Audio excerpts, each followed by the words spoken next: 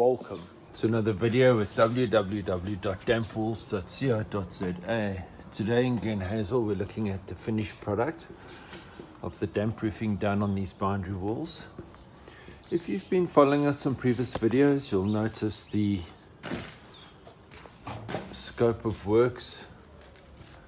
Notice the paint is shiny. Let's have a look at this wall. As you can see, the electric fence brackets have been touched up now. Structural joints have been put in.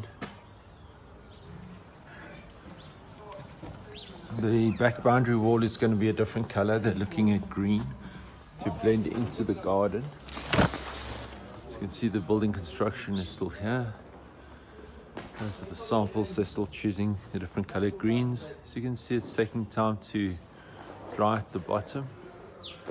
The air bricks have been placed in position.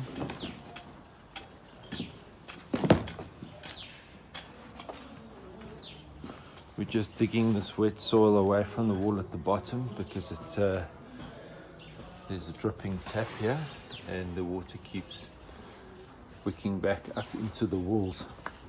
So in order to get them dry so we can put a liquid silicone on, we need them. As you can see, this wall's been painted the main color.